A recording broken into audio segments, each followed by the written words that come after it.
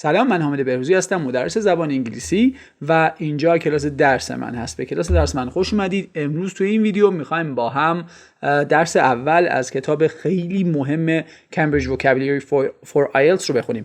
بذار اسمش رو یه بار دیگه بگم، Cambridge Vocabulary for IELTS. خب بریم سراغ این بخش PDFش. خب اگر ببینید بخش اولی که میخوایم بخونیم اسمش هست Relationships میشه روابط. میخوام به این بخش 1 و 1 لحظه توجه بکنید. یه نکته رو میخوام در مورد بخش 1 و 1 بهتون بگم.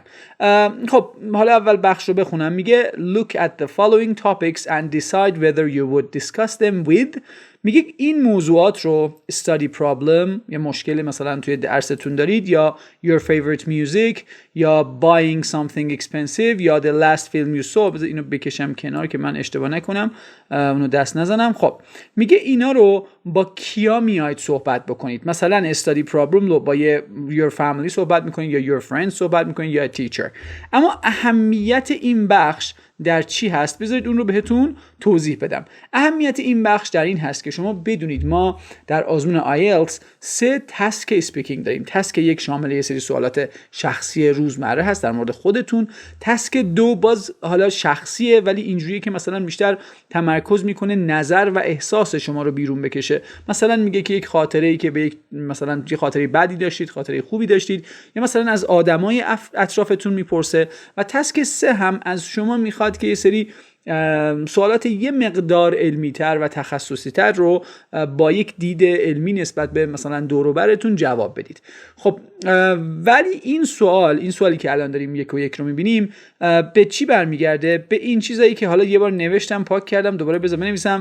گفتم توی تسک 2 یه سری سوالات وجود دارن به اسم hypothetical questions. خب میشن سوالات در واقع فرضی، hypothetical question ها. مثلا میگه اگه بخوای اگه بخوای یه نفر رو معرفی بکنی که به عنوان یک لیدر خوب میتونه باشه، کیو معرفی میکنی؟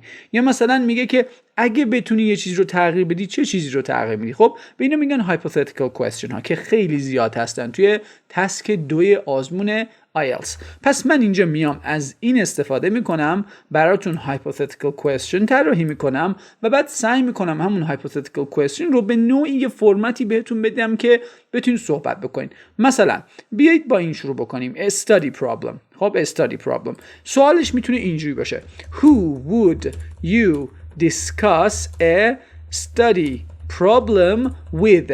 اگه یه مشکل مثلا دانشگاهی داشتی، یه مشکل تحصیلی داشتی، با کی میری صحبت بکنی؟ Who would you discuss a study problem with؟ ببینید وقتی hypothetical question از شما پرسیده میشه در تسک 2، بهتر هست که اون رو فقط با would و could جواب بدید. یعنی اولش رو با would و could شروع بکنید و جواب بدید. مثلا با دقت گوش بدید. مثلا یکی از من میپرسه که Mr. Berzi, who would you discuss a study problem with؟ من میگم که I would discuss my study problems with a teacher that I trust. من حالا مثلا میرم و صحبت میکنم با یه معلمی که بهش اعتماد دارم. یا مثلا میگم که I am very comfortable with my brother, so I would discuss this problem with my brother.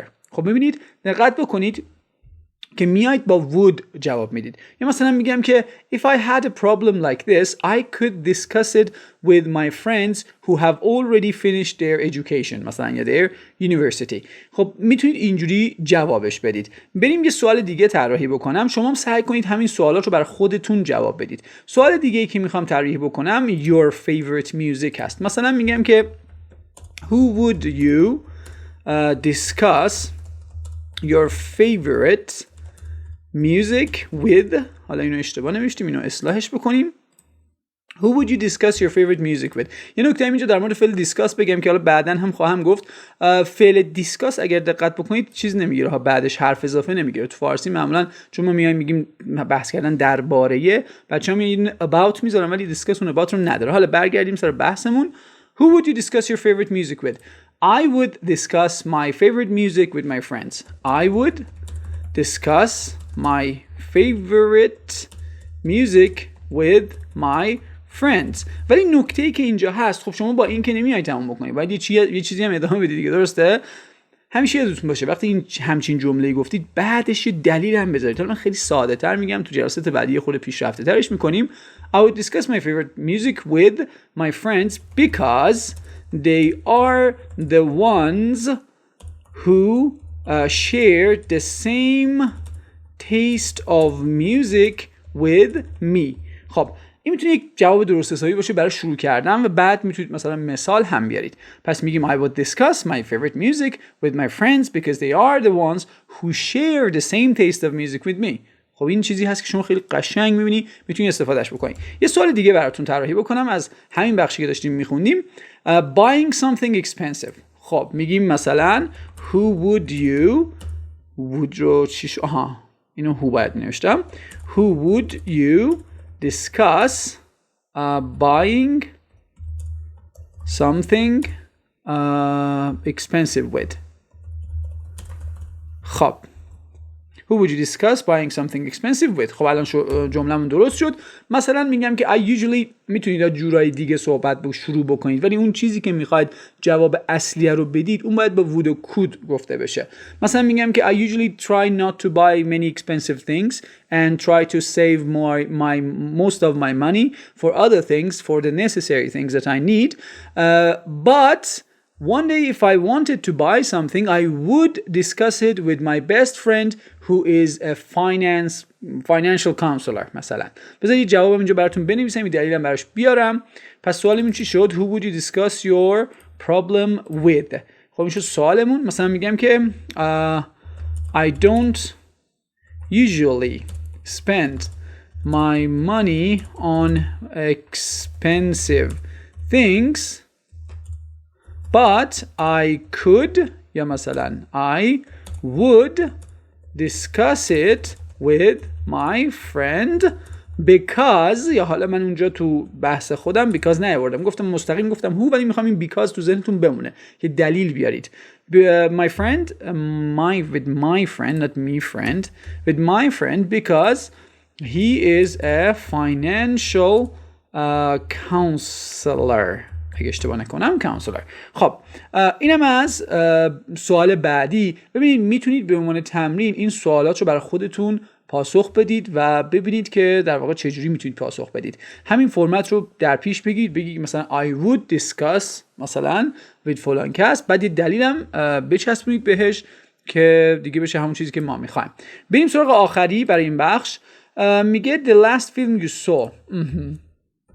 Who would you discuss the last film you saw with. خب اینو با کی میای بحث میکنی؟ مثلا آخرین فیلمی که دیدی رو با کی میای بحث میکنی؟ مثلا من میگم که I would discuss the movies that I watch with my students in my classes because most of my students are also interested in the movies that I like. مثلا میتونستیم بگیم because most of my students share my taste of movies. یا مثلا میوزیک گفتم تو مثالم. حالا هر چیزی میتونید اینجوری استفاده بکنید. اگه بخواید دیگه نمیخوام بنویسم که وقتمون گرفته بشه. Who would you discuss the last film you saw with. میتونم یه حالت دیگه جواب بدم. میگم که when I want to discuss my movies with someone I would usually call my friend and invite him over to sit and have a cup of coffee and then discuss the movies together. So you see, this is the way that you can use these structures. So now let's go back to this part. Of course, this part is done. Now this part is done. We can continue to this vocabulary note. The book is going to have these parts, in some parts, of course, in some parts, some pages of the book, you're going to see these vocabulary notes. And this is speaking about a root.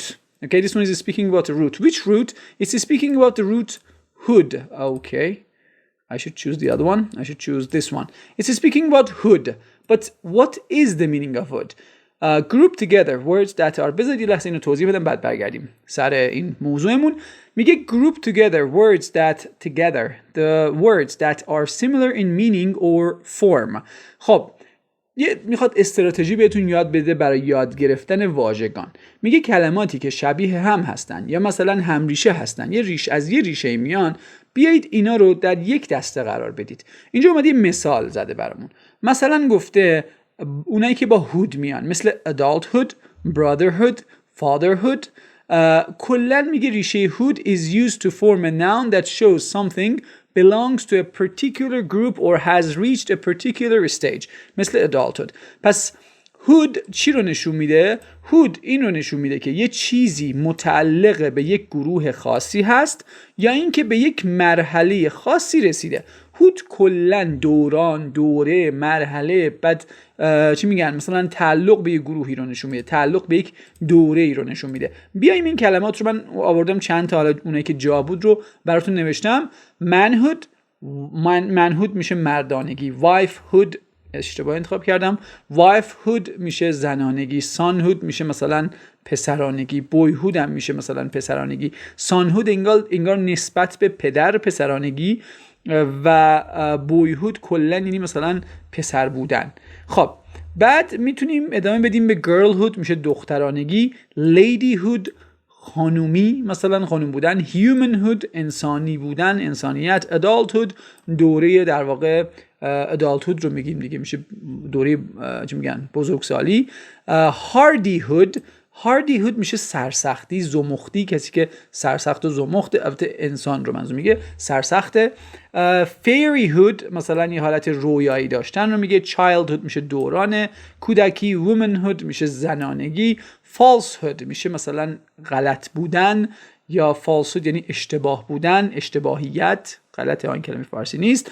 sainthood یعنی مثلا پاک دامنی. likelihood خیلی جالب و کاربردی، میشه احتمال. likelihood میشه احتمال. livelihood میشه درآمد. livelihood مثلا پولی که در میارید تا زندگی رو بگذرونید بهش میگن livelihood. بعد parenthood میشه والدین بودن. fatherhood میشه پدرانگی. در کل بحث این نیست که بیایید از هود مثلا چند تا کلمه یاد بگیرید و بقیه مثلا کلمات بمونن. در کل میخواد بگی که اگه میخوای درست حسابی یاد بگیری بیا چیکار بکن، بیا و ریشه به ریشه یاد بگیر، کلمات رو ریشه هاشون رو یاد بگیر و بعد استفاده بکن. ادامه بدیم به بخش بعدی. الان میرسیم به بخش listening. یه لحظه اجازه بدید قلمم رو روشن بکنم و اینجا ببینیم چی میگه. میگه listen to 4 people talking about the topics above. خب همین تاپیک ها رو میگه ها. 4 نفر میخوان در مورد این تاپیک ها صحبت بکنن. کدوم تاپیک ها؟ تاپیک هایی که شامل study problem, your favorite music, buying something expensive و the last film you saw هست. 4 نفر میخوان در مورد اینا صحبت بکنن. میگه به اینا گوش بدید. Write the number of the topic. از 1 تا 4 اینجا میخوایم بنویسیم که 4 رو خودش نوشته که مثلا اسپیکر A داره در مورد 4 مثلا صحبت میکنه. 4 کدومه؟ 4 the last film you saw هست، در مورد فیلمی که دیده صحبت میکنه. حالا بقیه رو ما میخوایم بنویسیم. بعد and the person، بعد شخص رو مینویسیم. speaker say they would talk to about this. Write the words that help you decide. حالا اهمیت، یعنی هر بخشی که میخوایم بخونیم میخوایم اهمیتش هم ببینیم که اهمیت این بخش در چیه که آورده اینا گذاشتن. ببینید اهمیت این بخش در این نیست که مثلا بخوایم listening یاد بگیریم، نه، این تسک کلا ریلیشنشیپ برای speaking هست. اهمیتش در این هست که میخواد به شما یاد بده. این ستون وسط رو میبینی، میگه بیا آقا یه سری کلمات اساسی که بهت کمک کردن تشخیص بدی که این بخش مرتبط با در واقع فلان موضوع هست رو اینجا بنویس. کدوم کلمات بهت کمک کردن که این اتفاق برات بیفته. خب ما میخوایم چیکار بکنیم؟ ما میخوایم اینجا گوش بدیم و اینا رو بنویسیم و بعد از این میخوایم متوجه بشیم که در آزمون آیلتس وقتی واژگان میخونید باید یک چیزی رو در نظر داشته باشید به اسم topic related vocabulary. وقتی شما داری در مورد یک موضوع، اینو هی تکرار خواهم کرد، topic related vocabulary، یعنی همین خود این کتاب بر اساس همون تئوری topic related vocabulary، یعنی میگه آقا شما میخوای این موضوع رو چیز بکنی، یاد بگیری، یه موضوع رو میخوای ببخشید در موردش صحبت بکنی، یاد بگیری که بحث جداییه، میخوای در مورد این موضوعی صحبت بکنی، یه سری کلمات تخصصی هست، یه ریزه‌کاری هایی هست در مورد اون موضوع که شما باید اونا رو بلد باشی. مثلا میخوای در مورد تنیس صحبت بکنی، باید یه بکهندی، یه فورهندی، یه چیزی اینا رو بگی. حالا من یه استراتژی بعداً بهتون میگم، بذار بگم دیگه، چرا بعداً، همینجا ویدیو همه چی آماده است، بذار بگم. استراتژی اینه، ببینید شما قرار نیست که مثلا از همه ورزش‌ها تخصص داشته باشی و همه چیز رو بدونی. همه غذاها مثلا معمولا میگیم آقا در مورد غذایی آماده کردنش چند تا مثلا بدونید اصطلاحاتش رو.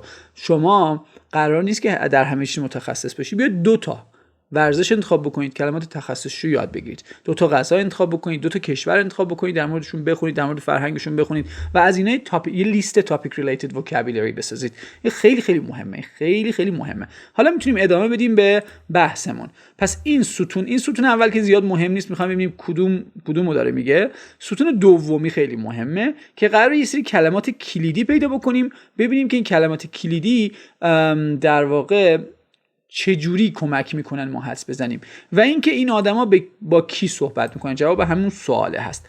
لیسنینگ رو براتون پخش میکنم و وقتی که لیسنینگ پخش میشه احتمالاً صدای من قطع بشه که خب مجبوریم صدای من رو قطع بکنیم دیگه. فقط لیسنینگ رو گوش بدید.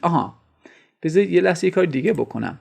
بذارید این رو بیارم چون من فایل رو اینجا دارم و براتون اودیو این متنش رو گذاشتم. شما خودت میتونی گوش بدی اگه خواستی به عنوان سوال. من بیشتر بحثم این هست که گوش بدیم، اصطلاحاتش رو و چند تا تکنیک با هم یاد بگیریم. لیسنینگ رو خودت میری تنهایی گوش میدی، سوالاتشو انجام میدی. لیسنینگ رو گوش میدیم. لیسنینگ شماره 1 برای اسپیکر 1. Speak array. On Mondays at school, a group of us always talk about whatever movies we saw at the weekend. On Saturdays, I often get together with my classmates and we see all the latest releases together. I can't remember the last time I saw a film with my parents. We just don't have much in common anymore. خب دفعه بعدی باید اینو من وایسم، فکر کنم ماوس رو حرکت دادم، شاید حواستون پرت شد. ولی در کل این خانم مشخصه که داره در مورد چی صحبت میکنه. مشخصه در مورد مووی صحبت میکنه. بذارید چند تا اون اول جواب این سوالو پیدا بکنم. این ستون وسط رو 4 خودش گفته دیگه. کلماتی مثلا موویز و لیتست ریلیسز نشون میده. حالا چه اصطلاحات قشنگی میتونیم از این اسپیکینگ یاد بگیریم. On Mondays at school a group of us. یه اصطلاح خیلی قشنگه. A group of us have decided to set up a weekly meeting to raise money for the local charities. خب میبینید من اومدم a group of us رو توی یک جمله دیگه استفاده کردم. شما هم یاد بگیر و a group of us رو توی اسپیکینگات میتونی استفاده بکنی. یه چند نفر از ما، چند نفرمون، a group of us. توی این مثالم میگم که تصمیم گرفتیم که دور هم جمع بشیم تا چیز بکنیم دیگه، پول جمع بکنیم برای local charity ها. the local charities میشه بیا حالا استفاده کردم خودم یادم رفت منش. local charities میشه همون چیزا دیگه، خیریه های محلی. ببخشید. خب بریم بعدی. always talk about whatever movies we saw at the weekend. یه چیزی رو میخوام بهتون نشون بدم، یعنی نشون که ندم، گوش بدید بهش. گوش بدید خیلی با دقت این تکر گوش بدید. Us always talk about whatever movies we saw at the weekend. Movies we saw at the weekend. بین سو، یه لحظه اینو پاک کنم، بین سو و ات این وسطی رو صدای آر نمیشنوید شما؟ یه از گوش بدید. Movies we saw at the weekend. آها، نکته این چی هست؟ اینو تو بریتیش خیلی خیلی خواهید شنید و از الان عادت کنید بهش. وقتی که 2 تا حرف صدادار، یعنی واول، 2 تا واول کنار هم میان، اینا میان یه دونه ر میذارن وسطش. مثلا میخواد بگه تام اند، البته نه دیگه تام اند جری نمیشه، بذار همون رو مثال بزنم. میگه we saw at the weekend. خب آخه شاید بگی خب این دبلیو تموم میشه، نه با صداش سر و کار داریم. میگه سا انگار داره اینجوری. مثلا چجوری بنویسم؟ بذار بنویسه سو، صدای سو رو میده. بذار داخل این بذارم که انگار صداش هست. و اون یکی at the weekend هم او صدا داره، یه خورده بکشیمش بالاتر راحت‌تر ببینید، هم او صدا داره هم او صدا داره هم ای صدا داره. خب پس اینجا میان وسط اینو صدای رو میذارن. We saw at the weekend. یه بار دیگه پخش میکنم، گوش بدید با دقت. Movies we saw at the weekend. دیدید؟ خب پس از این بعد به اون دقت بکنید. 2 تا حرف صدادار پشت سر هم که میان، بریتیشا میان یه دونه رو وسطش میذارن که اون رو بتونن، یعنی از اون چسبیدنشون به هم جدا چیز بکنن، جلوگیری بکنن. At the weekend هم گفتیم. On Saturdays I often get together with my friends. Get together with. خیلی اصطلاح قشنگه، یعنی دور هم جمع شدن. We decided to get together after the game to discuss our exams. مثلا بعد مسابقه میخوایم جمع بشیم و در مورد امتحانات بعدیمون که داریم صحبت بکنیم. حالا میتونیم اینجوری مثال بسازیم. بریم سراغ بعدی. My classmates and we see all the latest releases. اینو یاد بگیرید. The latest releases. اولا releases منظورش چیه؟ ریلیس اینجا اسمه به معنی اون فیلمی که پخش شده، فیلمی که مثلا اومده بیرون. The latest releases. خب این اصطلاحه. بذارید توی جمله براتون استفاده بکنم و ادامه بدیم. بریم مثلا میگیم که all the latest releases from Disney are about what? Cartoon characters. پس latest releases به فیلم مرتبطه. I can't remember the last time I saw a film. بذار ببینم اینجا saw a film میگه یا اونجوری نمیگه. We see all the latest releases together. I can't remember the last time I saw a film with my parents. دیدید؟ اینجا میگه. Or a film with my time I saw a film with time I saw a film with time I saw a film with my. پس از این بعد به این نکته حتما دقت داشته باشید. Saw a film with my parents. We just don't have much in common. Have much in common یا not have much in common. خیلی اصطلاح جالبه، یعنی نقطه اشتراک داشتن. I don't have anything in common with my oldest brother. ببینید I don't have anything in common. پس have یه چیزی in common، حالا ویدم که اینجا نگفته چون اینجا استفاده کرده with my parents رو. یه مثال دیگه میزنم. I think we have a lot in common. فکر کنم خیلی شبیه همیم. I think we have a lot in common. میتونیم اینجوری استفادهش بکنیم. یا مثلا میگیم که she doesn't have anything in common with her family. میتونیم خیلی ساده اینجوری استفادهش بکنیم. ببخشید اگه صدای تایپ کیبورد اذیتتون میکنه، دیگه مجبورم چون وقت ندارم و باید اینجوری تدریس بکنم. امیدوارم که ویدیوها رو بپسندید و اگه میپسندید خب سابسکرایب بکنید، کامنت بذارید، یه لایکی بکنید، بذارید چی میگن منم انرژی بگیرم که ویدیوهای بیشتری بسازم براتون. بریم سراغ لیسنینگ شماره 2. همون کارو میکنیم، فقط پخش میکنیم. این دفعه دیگه من هیچی نمیگم، فقط وامیستم و شما میتونید گوش بدی. Parents, we just don't have. B. My parents are both teachers, so you'd imagine I'd have no trouble at all academically. When I was little, it was great because we had a really great relationship. But nowadays, all we seem to do is argue, and that causes a lot of conflict between us, so I don't really feel I can go to them for help. My friends aren't much help either, as they've all got the same problem.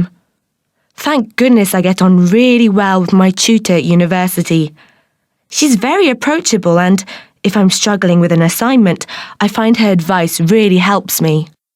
خب اول اون سواله رو جواب بدیم که میگفت چه کلماتی اینجا کلماتی هستن که topic related هستن و به شما کمک میکنن که بفهمید طرف داره در مورد چی صحبت میکنه، داره در مورد study problem صحبت میکنه، اون مشکل اولی که تو کتاب دیدید.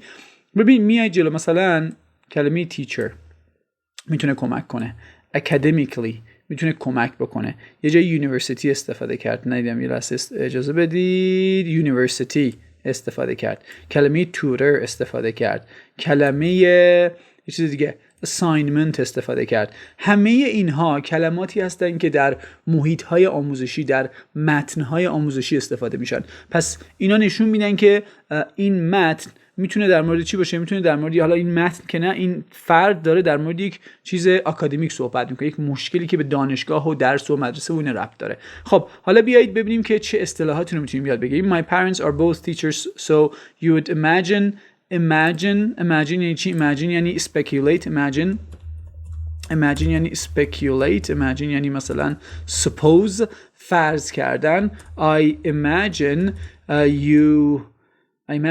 you never have school problems because your parents are teachers.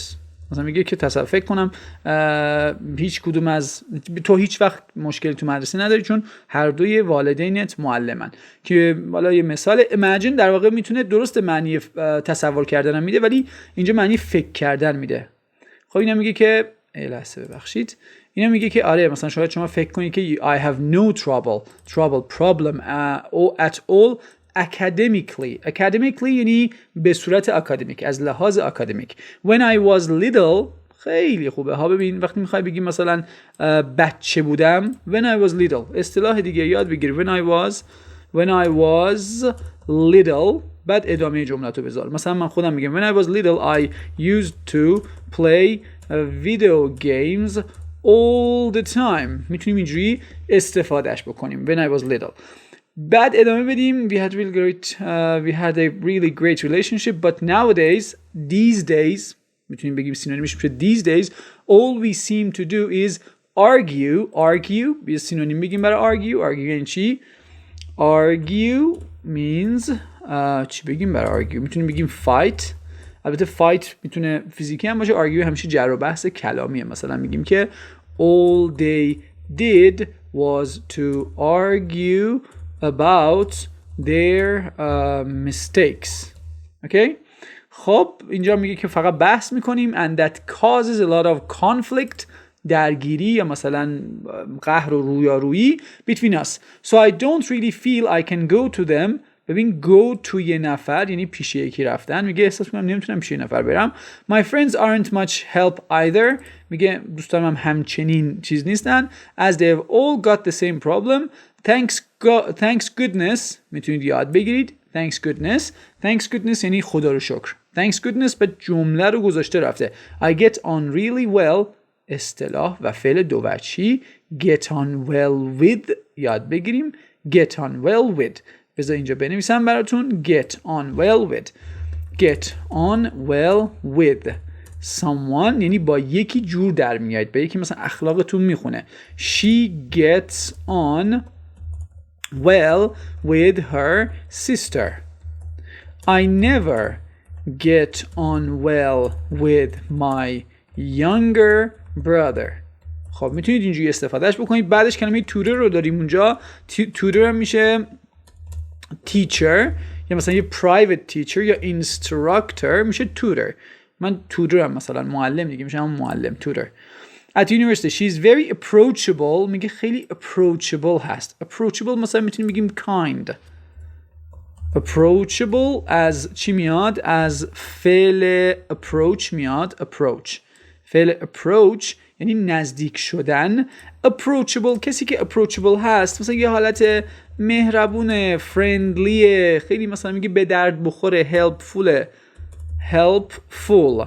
She's really approachable. مثلا میگیم که I'm not very approachable in the morning before I have my morning coffee. البته این مثاله ها، من صبح با چای را میافتم، کافی و نه چای، فقط چای باشه بعد دیگه بعد اون approachable میشیم. میگه زیاد نزدیک شدنی نیستم سر صبح قبل از اینکه قهوه‌مو بخورم. ادامه بدیم این بخشم تمومش بکنیم ببینیم که چیه. struggle with اصطلاح خیلی خیلی قشنگه. struggle with یعنی سر و کله زدن با یه چیزی. struggle with میتونیم بگیم deal with. مثلا میتونیم بگیم که she has been struggling with her math problems all evening. میگه کل عصر رو داره سر و کله میزنه، مشکل داره با math problemsش. دقت بکنید بعد struggle with یک گروه اسمی اومده. اگه قرار بود فعل بیاد به شکل ببخشید ing دار میتونست بیاد. ادامه بدیم به assignment میشه homework. I find her advice really helpful. خیلی اصطلاحات خوبی دارن. I find her advice really helps me. Find اینجا به معنی پیدا کردن نیست. یعنی من پیدا میکنم her advice really helps me. نه مفهوم نمیده که. پس اینجا find معنی چی میده؟ یه لحظه دقت بکنید بهتون بگم. find میتونه یک مفهوم think بده، مفهوم suppose بده، همون imagine که بالا خوندیم بده. مثلا اینجوری میگیم I find this movie to be interesting. میگم از نظر من فکر میکنم این فیلم مثلا جالبه. میتونیم اینجوری بگیم I never find Japanese movies entertaining. فیلم‌های ژاپنی هیچ وقت از نظر من چیز نیستن، سرگرم کننده نیستن. اصلا واقعا نمیتونم یه دونه فیلم ژاپنی ببینم کلا فیلم بند میشم و 1 ماه 2 ماه نمیتونم فیلم ببینم، اونقدر برام خسته کننده هستن. حالا با این کاری نداریم، بریم سراغ شماره 3. Speaker C. گوش بدید با دقت. Speaker C. My parents are quite old, so I feel as though they're out of touch with the modern world. They don't seem to have any idea of what things cost. I'm hoping to get a car in the next few months, but I'll be taking my older brother along to help.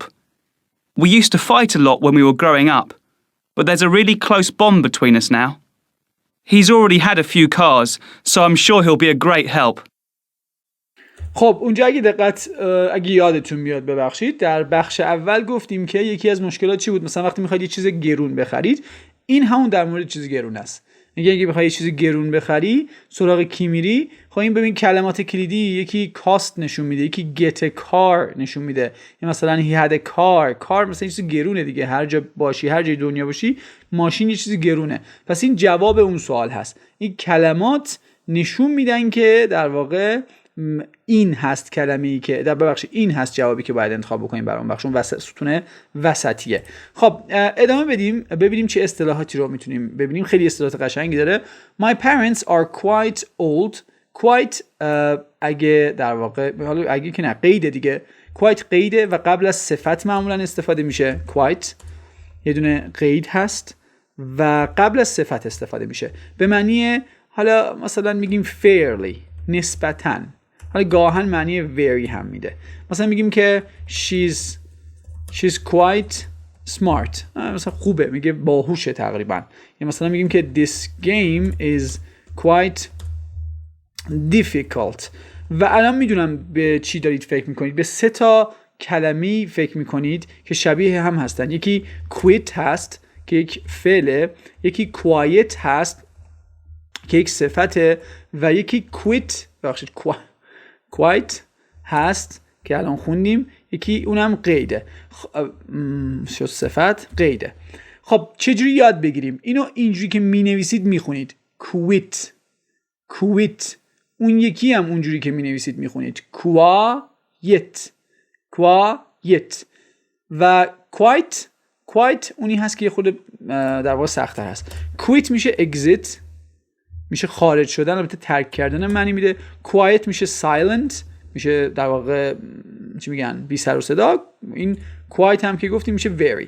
خب در مورد exist ببخشید quit میتونیم بگیم که she quitted smoking when she was 35. اینو خیلی خواهید دید که من نمیدونم به صورت ناخودآگاه از she خیلی استفاده میکنم توی مثال هم. خب حالا quiet my laptop fan is never quiet. هیچ وقت ساکت نیست. احتمالاً الان دارید صداشو میشنوید، البته با نویزگیر، نه مثلا نویزشو میگیرم، سعی میکنم بگیرم.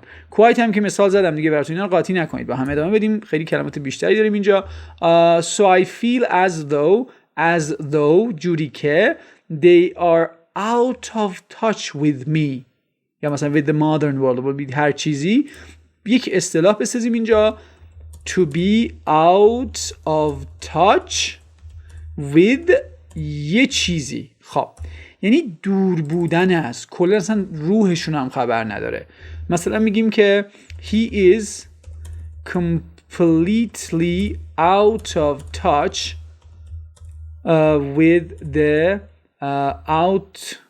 outside world. مثلا طرف داخل زندانیه یا مثلا خودش داخل زندانی کرده نگه داشته و کلن بیخبره. یا مثلا میگیم که we are out of touch with reality. میگه ما کلن از واقعیت کلن دوریم، خبر نداریم ازش. اینم داره میگه که والدینم کلن از دنیای مدرن خبری ندارن. They don't seem to have any idea یعنی اصلا روحشون هم خبر نداره. of what things cost هم که می‌بینیم هزینه داشتن. I'm hoping to get a car in the next few months but I'll be taking my older brother along to help. So he wants to get a car but his parents cannot help him because his parents don't understand anything from the modern world.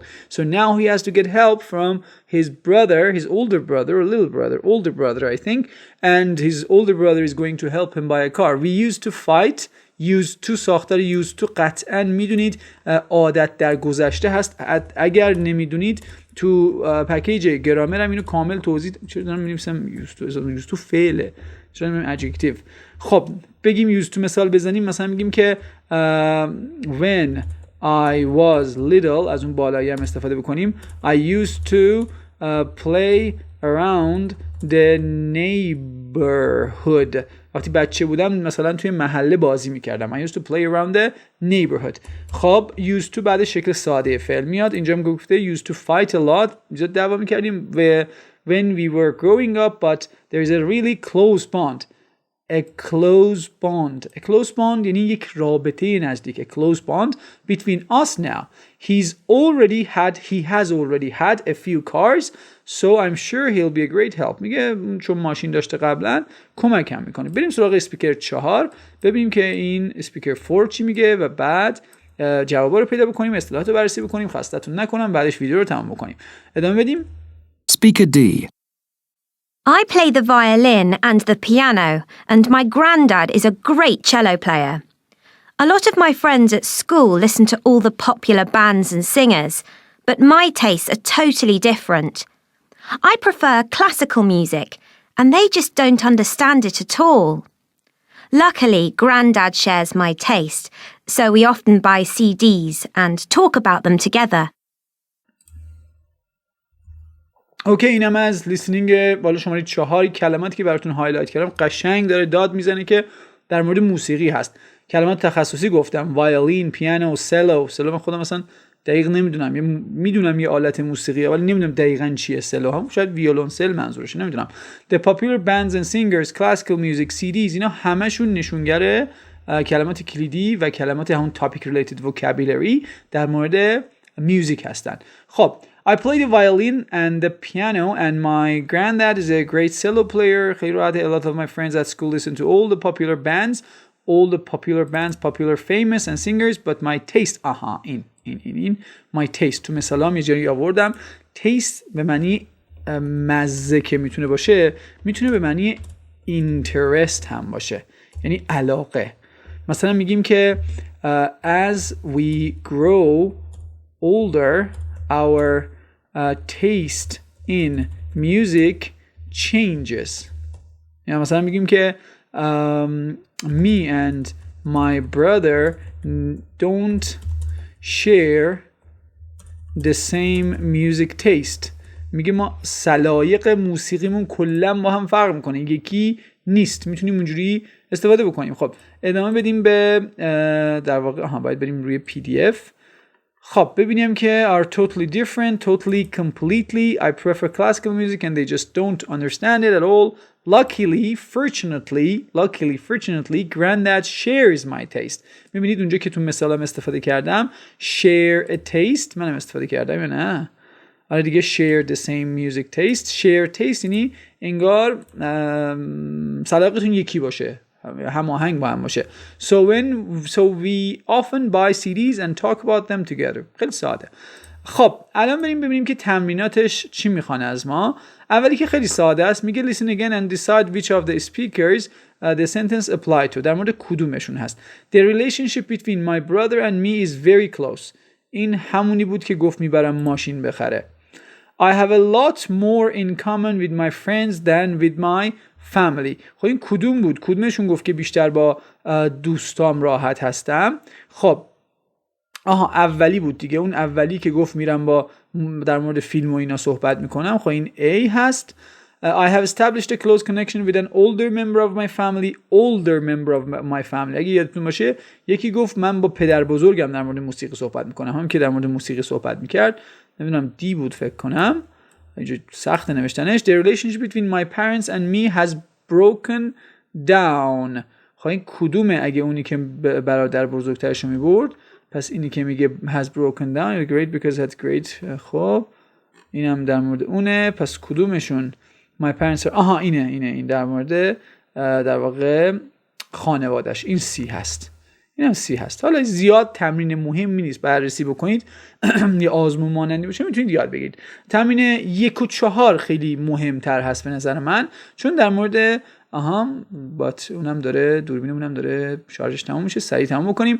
میگه کالوکیشن چی هستن؟ کالوکیشن کلمات همپایه هستن، کلماتی هستن که همیشه با هم استفاده میشن، یعنی کنار هم میان. My sister and I have totally different tastes. خب ما سلیقه موسیقی متفاوت داریم. In fact we don't have much. خب مشخصه دیگه این امروز خوندیم دیگه. We don't have much in common at all. There is a very close bond یا حالا connection یا حالا relationship between a mother and a newborn baby. Newborn baby بچه تازه متولد شده. It is important to جای خالی a good working relationship. این خوبه. It's important to establish یا develop a good working relationship with. اینجوری یاد بگیرید اصطلاحش رو یا کالوکیشنش رو. establish یه relationship with یه نفر. A relationship can easily، خب اینم که مشخصه break down، اونجا گفت رابطم با والدینم break down شده. I really admire، تحسین میکنم the relationship my mother and my grandmother. between فکر کنم the relationship between my mother and my grandmother. There can be a lot of جای خالی between teenagers and their. اینو دقیق مطمئن نیستم و چون شارژم داره تموم میشه دیگه نمیخوام زیاد وقت بذارم، ولی خب حالا میتونید چک بکنید از آخر کتاب. There can be a lot of جای خالی between teenagers and their parents. A lot of differences میتونیم استفاده بکنیم. میگه کلماتی رو بذارید که داخل متن بوده باشن. A lot of یادم اومد conflicts، چون اینجا یه کلمه کانفلیکت استفاده کرده، اونو میخواد از ما که اینجا استفاده بکنیم. کانفلیکت یعنی اصلا اختلاف. خب این از درس این بخش اول. میدونم که یه خورده ویدیو طولانی شد، ولی خب بایدم طولانی میشد، چون من کلن عادتم اینه که مفصل تدریس میکنم. اگر از این ویدیو خوب حمایت بشه قسمت‌های بعدیش هم میسازم و کاملا رایگان روی کانال منتشر میشه. لایک، کامنت و حمایت یادتون نره. تا ویدیوی بعدی، خدا نگهدار.